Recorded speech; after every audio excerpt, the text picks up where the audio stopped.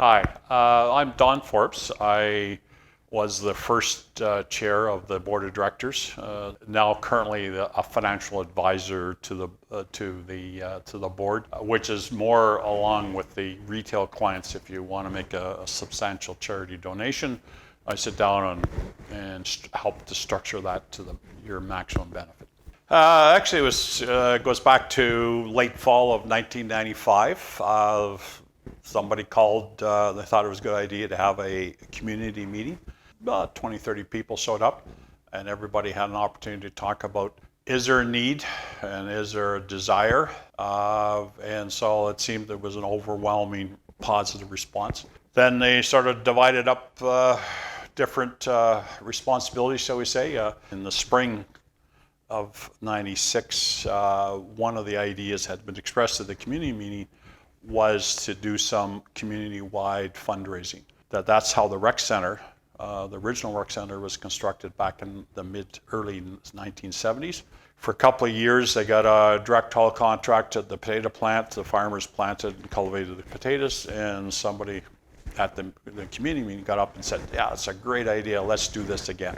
Spring of 96, at that time, Midwest Foods donated the use of 40 acres of land right adjacent to the plant. They provided the seed potatoes and also included a direct haul contract. The farmers sort of rotated and collectively planted, looked after it, and harvested. And on the harvesting was a nice, beautiful day in October. We had 103 people sign the guest book that day at that event. Huge outpouring of community support. Sort of flowed into how the foundation got going. And so that fall, when the formal board of directors got constituted, so we created what we call the Founders Club. So anybody who donated $1,000 or more got their name on a plaque, and it just sort of has carried on since then. We're now over $4 million in endowment assets. Exceptionally generous, exceptionally achieving. So that was a great compliment to those early days. I wouldn't necessarily say there was huge challenges. Probably, I will maybe address three. One was that there was that need for a community control over the charitable giving. So that pool of endowment funds locally.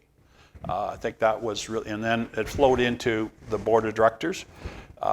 They were, and it was certainly a debate at the time, is that they were restricted to two-year terms. So after 4 years, you're out. So what it does is really enable us to reach out to the community to continually get people appointed, which was actually not necessarily a challenge. It was very pleasing to see a huge number of people have flowed through the board of directors. I think we're 60 some odd in the past 20 some odd years has come through the foundation. So that's really spread around the community.